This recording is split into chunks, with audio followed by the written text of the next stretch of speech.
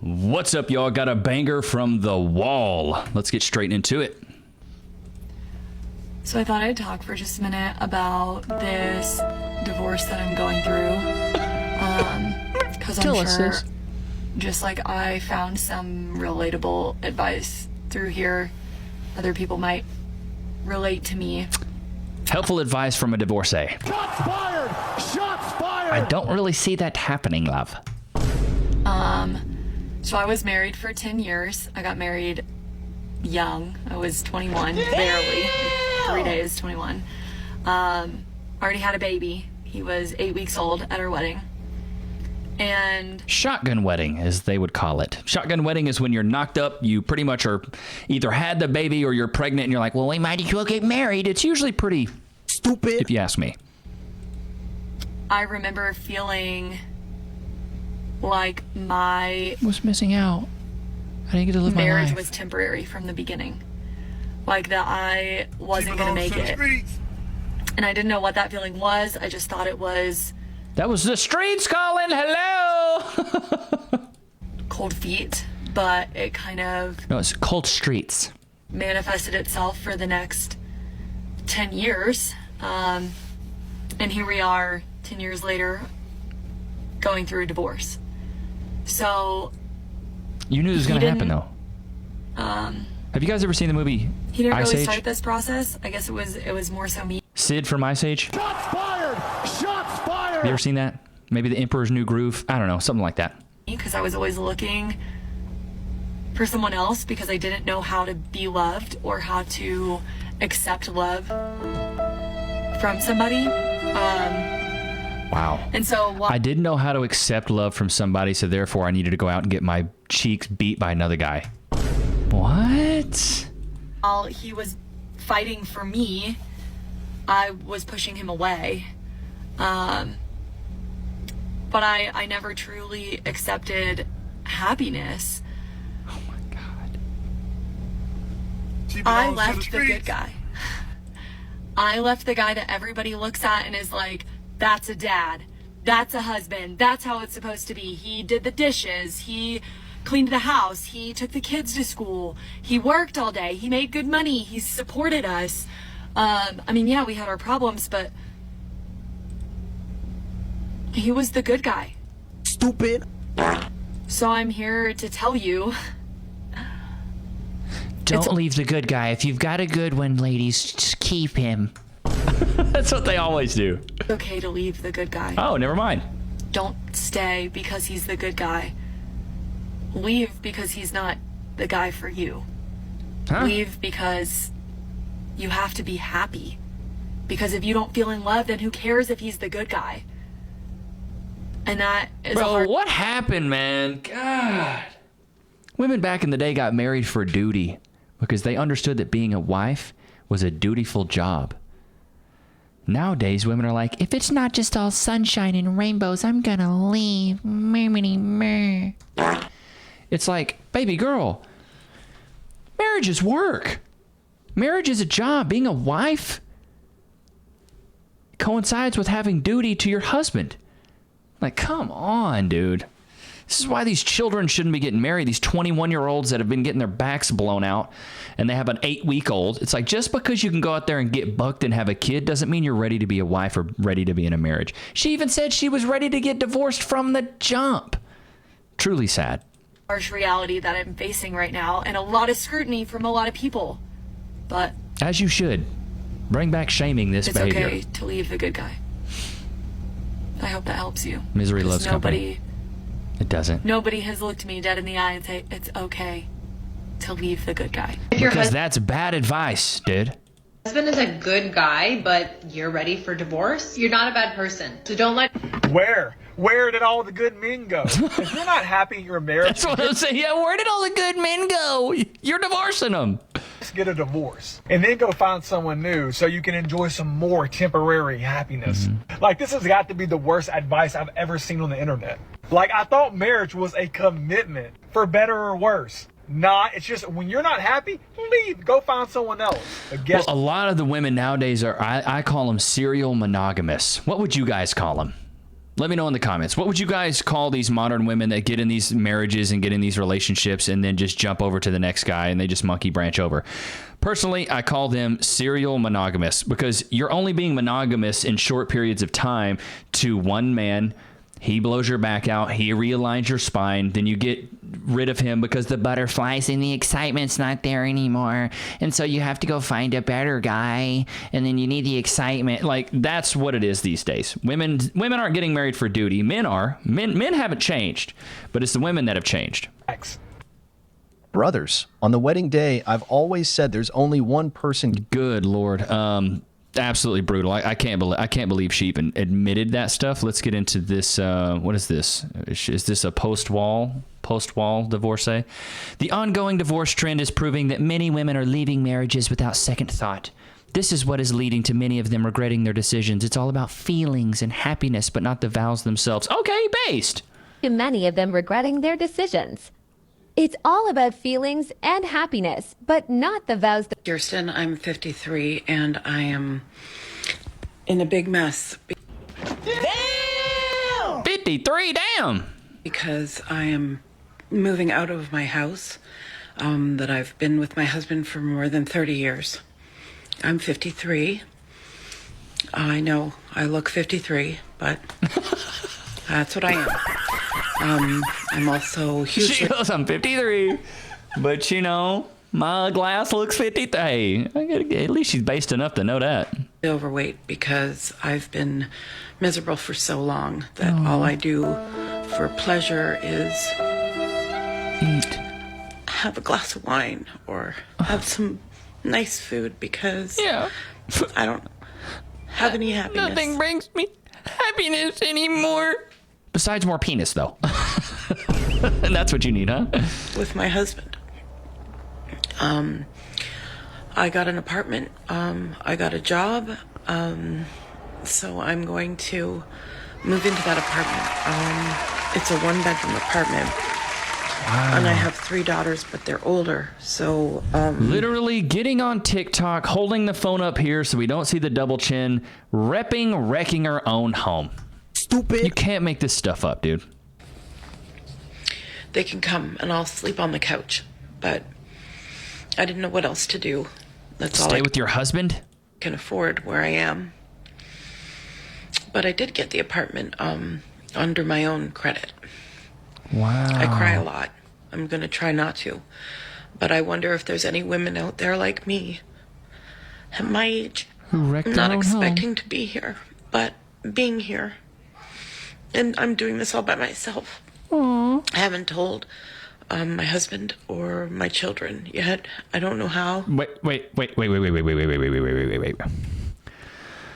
Logic has left the chat. You're telling me that you got online to go tell your online TikTok whatever community you have. I'm assuming it's TikTok because this is the only time I see this idiocracy here. You got on TikTok to complain about this before you told your family? Stupid. What? What, huh? You told the world before you told your family. You can see where her priorities are just from that statement right there, dude. I think I'm just going to move in slowly, and then I'll have a place to go for when things get bad. This time I went out and I got that apartment and I got a lawyer. And it's just so scary, and it just feels like the end of everything I've ever known. I mean, I've it kind never of lived is. alone in my life. You've been with this man 30 years, honey. You're not going to live to be 150. Just shack it up with him, sleep in a different bedroom, and let your kids come around and see mom and dad. Like, why are y'all so, like, come on. Grow up. Act like a child. Well, I did it. Here I am on my new bed, my princess bed. And it rained all big back princess. Shots fired! Shots fired! Wait a minute. Fiona was a princess. Shots fired! Shots fired! Shrek's a good movie. I love it. all day yesterday when I moved. I went to bed at 6 o'clock at night. I had a bath in my new bathtub. And you know what? It was hard, and I had a breakdown, and the movers were watching and felt sorry for me, and they were hugging me when they left and saying they were sad. brothers. Good Lord. They were saying they were sorry, and I was having a breakdown, and it's really sad, and they showed me movie, and This is a grown woman. This is somebody's mama. This is what I see. I'm like, this is somebody's mother. Hi. This is what blows me away. You got people's mamas out here crying like children. Like, what in the actual H-E double hockey sticks, dude? I had this physical trauma. Like, I don't know about you, but from the first video to now, she looks like she's kind of going through it. off the fucking rails. Whoa. It was terrible. Language, honey. And I was physically ill. And there's a link. They did a study at Johns Hopkins. It's called... These hypochondriacs, dude, self-diagnosing. I bet this woman I got no medical pedigree or acumen, yet she's going to sit here and try to diagnose herself. Let's just watch the circus. Stress cardiomyopathy, which happens, and it's also called broken heart syndrome, and nobody really takes offense to that because it's what it is. And there's also studies of people that die 88 minutes apart, like the couple in Pennsylvania in 2012. They'd been together their whole lives, 57 years or something, and they died 88 minutes apart because they just couldn't live without the other person. And I think but you divorced your husband, so that's what you wanted, though, baby girl. What are you talking about? the hard part is that because I'd been with him for so long, since I was 18, for him to be in a relationship where he is in one. Yeah, of course he is. He's probably got bags. If you didn't take all of it, he's out there winning. He's loving life. He's going to go find a woman that's fit, feminine, friendly, cooperative, submissive, no kids. She's quaint, uplifting, energetic, empathetic, and natural. Honey, you think that he can't replace this? You got to be stupid. Stupid. He probably had another chick on deck. And you can't figure it out in your mind. And then it felt like he had died. And I kept getting this sick feeling like he was gone and dead. And I almost wished he was dead because it was so shitty of him not to tell me. I almost wished... Wait. Aren't you the same one that got on TikTok and told the whole world that you wanted a divorce before telling your husband? Huh? Now you're mad that your man got another girl? This is what I'm saying, man. These women grow old. They never grow up. She's acting like a child, bro. He was dead. Because it was so shitty of him not to tell me. Did he really have to tell you about his dating life? You're his ex-wife. What? He doesn't owe you anything. This shit cracks me up, bro. He doesn't owe you anything. You're his ex-wife, which means you are excluded from all internal and external communications and insights. It means you are no longer, in the ball game to know what the hell is going on the field. You gave up all your rights, so now it's a wrap for you.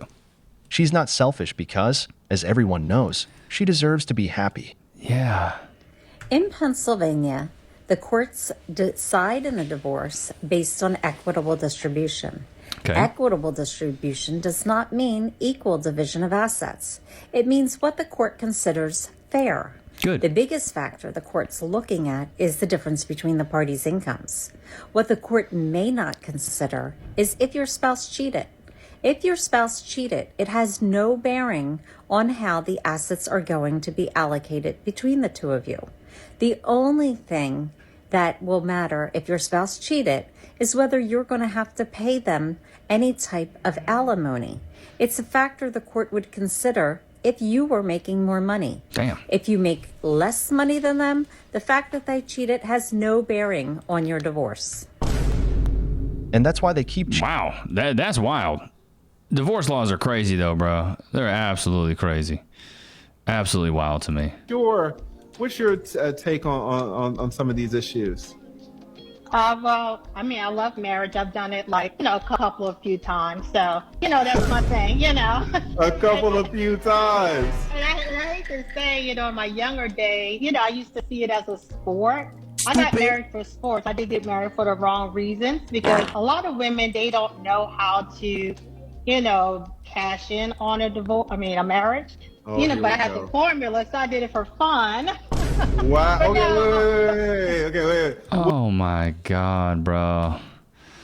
I just can't believe there's women that are that conniving out here that will actually do this stuff and then not feel bad about it one bit at all. I just can't. It's so hard for me to believe. I told myself that I wasn't going to talk about my divorce online. But yet here we are. Because I wanted to respect people's privacy.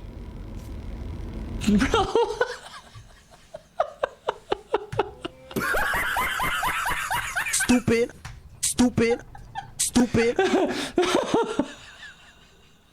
I told myself I wasn't going to talk about this on the internet, and then, you know, but because I respect people's But yet here you are on the internet talking about your divorce.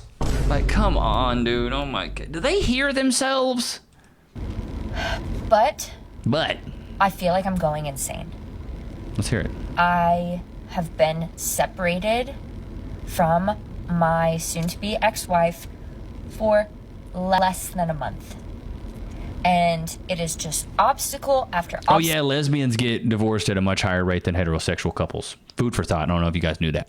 Obstacle after obstacle, and I appreciate all the love and support that I am getting from my friends, from my family, from people who barely know me, from my lawyers. Like, I'm grateful.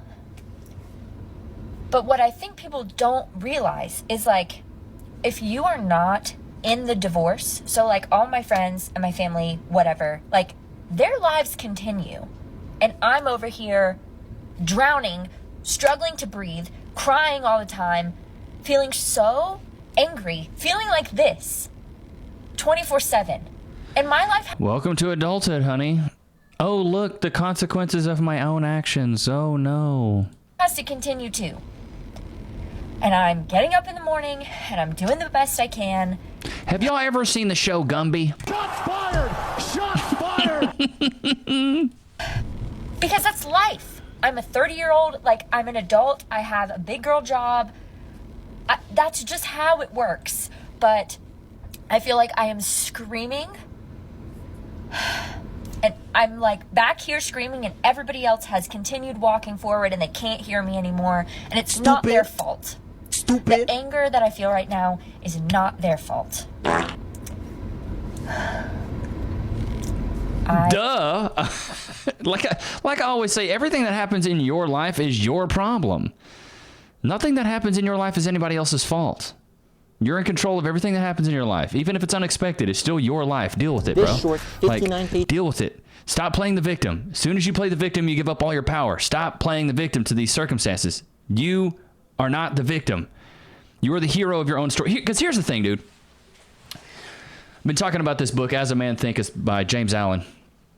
But there was one thing that I took from that is like, if in your life you want to be able to celebrate all the happiness, all the good, all the great things that happen to you, all your wins, all your successes, you also have to be willing to celebrate all your losses, all your trials, all your tribulations, all your hardships, all your struggles, all your obstacles. Because the thing is, you can't have one without the other. Because if me and you were going to conduct an experiment where we made the perfect human, let me know in the comments. If me and you were going to conduct an experiment where we crafted the perfect human, where they had tons of charisma, leadership, they had a ton of confidence, they had good problem-solving skills, they knew how to lead people, they were empathetic, they were understanding, they knew how to motivate people. Would you rather have that person have a very easy life and not go through any hardship, or would you rather them go through hardship to build this strength? Which one? Let me know in the comments. Personally, I think if we wanted somebody that was a good leader, they were noble, they were understanding, they were empathetic, they were confident, they were charismatic, they would probably have to go through some struggles first to learn all those qualities. You can't just have all the good without the bad. To appreciate the good, we have to have the bad, right? So if you're going to sit there and like complain about all the things that are going bad in your life, you need to complain about all the things that are going good in your life too, because there is some good. So celebrate the good, celebrate the bad. The bads are opportunities to learn and do better. The good is to reap the benefits of what you've learned. This is why it's all a mindset. You guys got to go listen to this book. It's going to change your life. As a Man Thinketh by James Allen.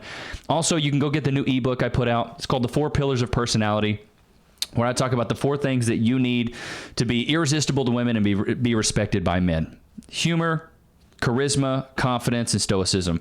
I think it's a great ebook. Took me a while to put it together, so you can go copy it. All you got to do is click on one of the t-shirts below, and you can go find the ebook. Hope you guys enjoyed today's episode. Do not forget to like, comment, subscribe. I'll see you guys tomorrow, man. Peace.